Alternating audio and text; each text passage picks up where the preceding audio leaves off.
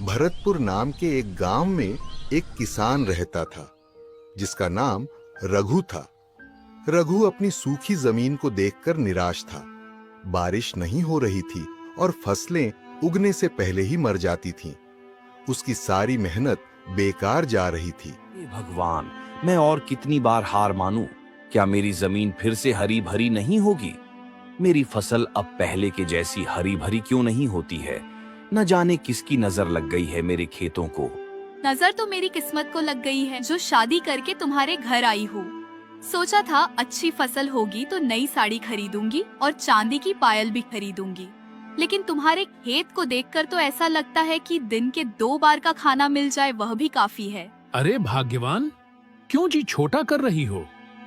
भगवान ने हमें 2 हाथ क्यों दिए हैं? मेहनत करने के लिए ना।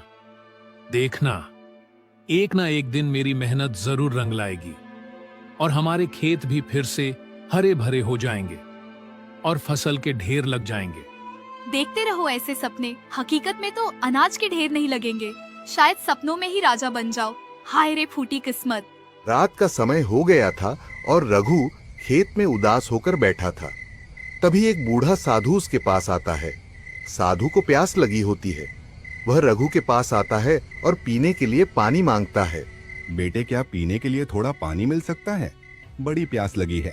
आइए महाराज, कुएं में पानी तो बहुत है, लेकिन शायद अनाज मिल भी पाएगा या नहीं। लीजिए, पानी पीजिए। बहुत ज्यादा प्यास लगने की वजह से साधु पानी पी लेते हैं। थोड़ी देर बाद साधु रघु से पूछते हैं, बेटा, क्यों इतनी उदासी? क्या तुम अपनी जमीन को सोने जैसा फलता फूलता देखना चाहते हो? तो लो ये नक्शा।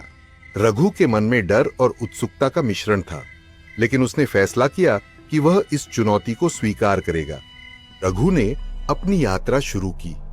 जंगल में खतरों का सामना करते हुए उसकी हिम्मत बार बार टूटने को हुई, लेकिन वह हर मुश्किल से लड़ा। रघु एक नदी पार करने की कोशिश करता है। तभी एक भालू उसके सामने आ जाता है। तुम कौन हो और यहाँ क्यों आए हो? मैं अपनी जमीन को बचाने के लिए स्वर्ण बीज की खोज में हूँ। मुझे रोकना मत। रघु का साहस देखकर भालू ने उसे जाने दिया। यह उसका पहला इम्तिहान था। रघु एक चमकती हुई गुफा में प्रवेश करता है। वहां एक सुनहरा पेड़ होता है जिसके नीचे एक छोटा सा बीज रखा होता है। कई दिनों की कठिनाई के बाद रघु ने स्वर्ण बीज पा लिया, लेकिन तभी गुफा के अंदर एक गहरी आवाज गूंजती है। अगर यह बीज चाहिए तो वादा करो कि इसे केवल अपनी मेहनत और दूसरों की भलाई के लिए इस्तेमाल करोगे। मैं वादा करता हूँ कि यह बीज मेरे खेत और मेरे गांव को खुशहाल बनाने के लिए होगा। थोड़ी देर बाद आवाज गायब हो जाती है। रघु बीज लेकर घर लौट आता है। रघु अपने खेत में बीज लगाता है और उसकी देखभाल करता है।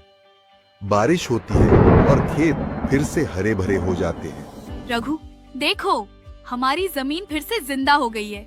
ये तो किसी चमत्कार से कम नहीं। गौरी, यह मेहनत और विश्वास का फल है। रघु की मेहनत और साहस ने उसका जीवन बदल दिया।